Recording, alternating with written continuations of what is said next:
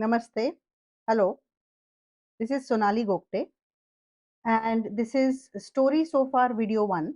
Story So Far are videos which are basically catch up videos where I'll just give the gist of the story so far. And if you want, you can hear the story so far video and then go to the next chapter. So, this is Story So Far 1, which is chapter 1 to 4. So, this is a murder mystery and it takes place in Pune in 2012. The case and the investigation. In the month of March, 43-year-old Manjiri Deshmukh, a mid-tier executive in well-known software company Qsoft, drowned in the backwaters of Mulshi Dam. When she, along with other managers from Qsoft, had been staying at the campsite of Wild Outdoors for their official outbound leadership program. The team went to the campsite on a Friday and were supposed to return on Sunday, but on Saturday morning, Manjari was nowhere to be found, and then her body was located in the lake formed by the backwaters. There were 17 other participants, but none of them were able to give any information about what happened. At that time, case was closed in a week as an accident, but it is now reopened and the investigation is being led by Neil Bhargav, who heads Detective Eye, a private detective agency in Delhi. Neil had asked Abhijit Desai of Inquire Detective Agency from Mumbai to come and work with him, but Abhijit was busy and so he sent a junior detective working with him to work with Neil, and that is Ishani Sohni. On a Sunday afternoon in mid April, Neil meets the police commissioner Bakshi, who is skeptical about reopening the case. And that is because to him, it seems like there is no hope of finding anything new. But he does assure Neil that they will get all the support from the state police. Neil then meets with Ishani at the high end hotel where both Ishani and he will be staying for the duration of the investigation. Neil shares the basic details of the case with Ishani and answers her questions. And from that, we learn that the case got closed quickly the first time thanks to the political influence that Qsoft had used. Qsoft had financial troubles and they didn't want the case to be dragged out and discussed in the media. And now someone else had again used political pressure to reopen the case. But who? Because Manjari didn't have any close family. She was not married, she was an only child, and both her parents had died in a car accident 4 years earlier. Ishani asked this, she wants to know who reopened the case, and she is taken aback because Neil tells her that he can't share that information. After the meeting, Neil gives Ishani the police reports from the earlier investigation and some other information about Qsoft.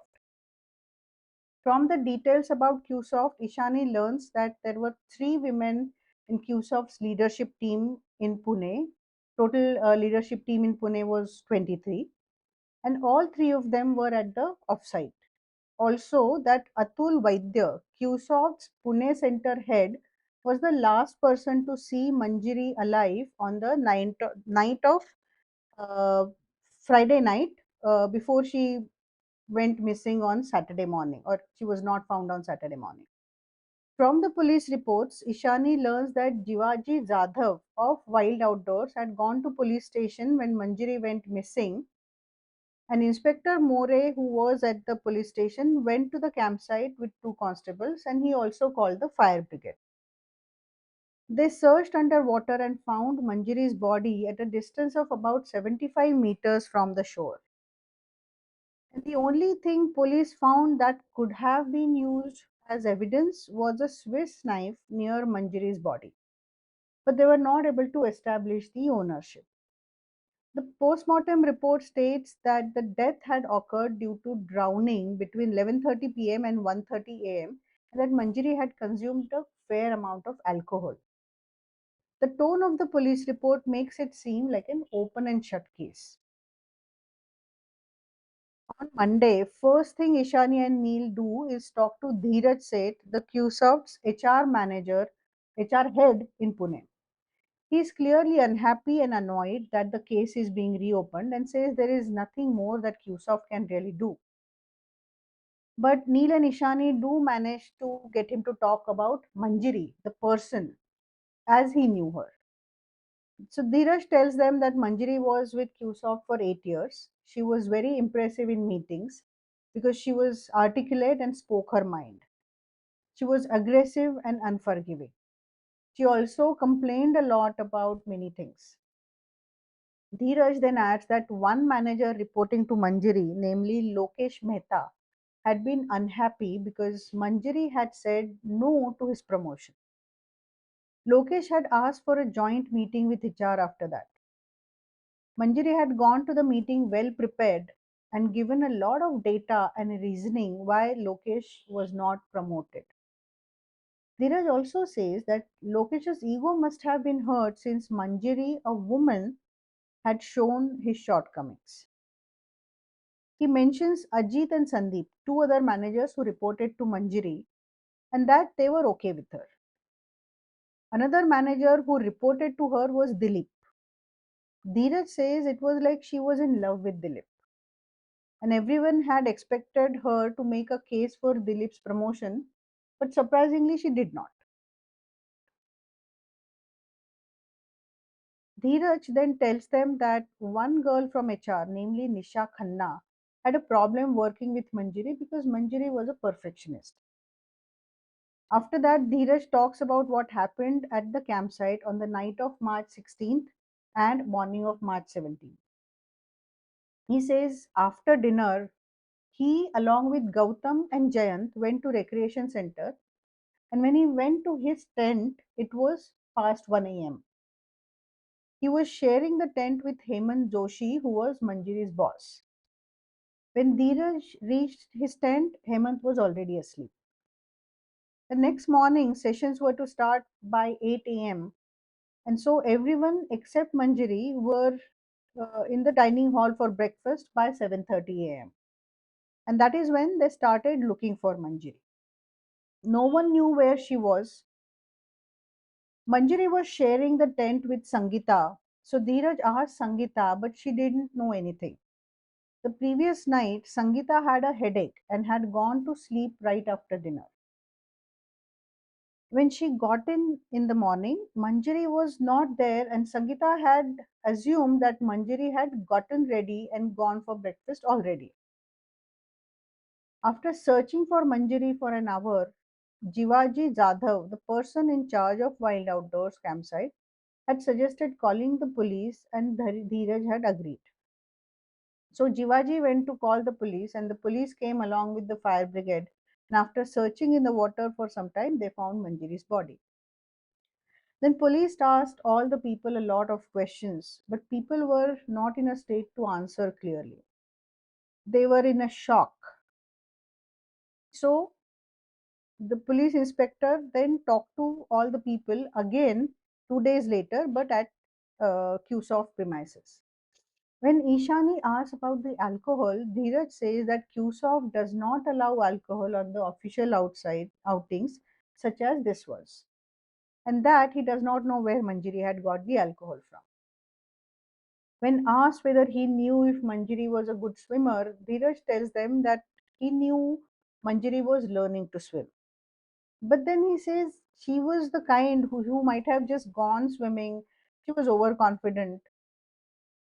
After meeting Dheeraj at QSoft, Ishani and Neil set out to meet Inspector More so that the three of them can then go over to the campsite.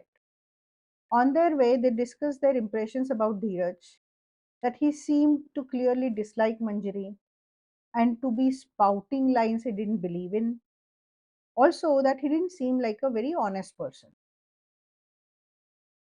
Neil then tells Ishani that Manjari's personal things like laptop and phone and some handwritten notes were still available with police since no one came to complete the formalities and claim those after the police had done with the investigation and the case was closed. He also mentions how Manjari had made one will soon after her parents died and left her property to her aunt and two cousins. But then she made another will just a few months back, and in that she left everything to two friends. And Manjari's aunt was going to the court contesting the new will. Inspector More meets them at a dhaba and tells them how they had started investigating the case in March, but suddenly the investigation had stopped. Then the three of them make their way to the campsite. Jivaji Jadhav shows them around the campsite. The campsite is at a higher level from the lake formed by the backwater of the dam. The shore is in shape of N, an inverted V next to a regular V. The inverted V part has a shallow gradual slope from where the wild outdoors people take uh, the participants to the lakeshore for water activities like canoeing. And the V shape was like a cliff where they had set up a river crossing exercise for participants. One can see, one could see the other shore from the campsite, but it was definitely quite far. Shivaji explains how Cusack people had come in a bus. There were 18 of them, and they all stayed in two people tents, not using any of the four people tents that were there on the campsite. Manjiri and Sangita were in the tent closest to the path going down to the lakeshore. Shivaji then explains about Cusack people having a drinking and barbecue session. At the time of the original investigation, Inspector More had taken the word of Cusack folks that there was no alcohol, though Jivaji and his people were saying people had been drinking. Inspector More presently tells Neil that only after the postmortem report came in, it became obvious that alcohol was definitely involved. Jivaji mentions that one of the people from Cusack had driven back in his car on the 16th night and returned on 17th morning. He had taken away all the bottles. At the campsite, only BSNL has range, and according to Jivaji, from Cusack team, only Atul Vaidya and Dheeraj Seth had BSNL phones. Jivaji and team have found a BSNL SIM card just a few days back on the shore. They have tried to see if it works by putting it in a phone. Inspector More takes that into custody as possible evidence and tells Jivaji to go to the police station to write a report about finding the SIM card. Jivaji mentions that on 16th March they had seen Manjiri talk to Atul Vaidya after dinner and then go down to the lake shore. Atul Vaidya had taken a call in the dining hall. While Jivaji was waiting for Atul to complete his call so that he can close the dining hall, he saw someone else go down to the lake and come back up, but he didn't know who it was. So that is the story or the investigation so far. Now, what has happened between Neil and Ishani and the other background of the story so far? So, on meeting her for the first time, Neil finds Ishani very attractive and gets impressed by her ability to read his expression. Ishani is a little nervous to be working with Neil because he is a renowned detective. She finds it a little unnerving that they are staying in the adjoining rooms at the high end hotel. She also wonders who has reopened the case and is curious to know why Neil wouldn't share that information with her. She is used to substandard accommodations when going outstation for cases. So she wonders who is paying for their stay at the high end hotel. In chapter 2, when Ishani tries to comment on how a man in Manjiri's place would have been admired instead of being criticized for being a perfectionist and speaking his mind, Neil tells Ishani rather curtly to keep her feelings of unfairness to women aside and focus on the case. In chapter 3, he says sorry for the cutting remarks, and from there on, the two detectives have a good rapport. Their witty bantering starts from chapter 4. Ishani is surprised to find that Neil speaks Marathi. Neil tells her that his grandparents were from different parts of the country speaking four different languages, and that he speaks Marathi, Punjabi, Bengali, and Gujarati, since the grandparents all spoke to the grandchildren in their own languages. Ishani has a friend in Pune, Gitika, who was Ishani's roommate while the two were studying in Pune. Gitika or Gitu is now married to a banker and has a 3-year-old son who, and works in a big pathology lab. Ishani makes plans to meet Gitika on Thursday evening when her husband, Gitu's husband and son, are going to be out of town. So this is what has happened till end of chapter 4. I hope you enjoy this short video, which is a catch up video. And if you want, you can start reading from chapter 5 because you have got the gist till chapter 4.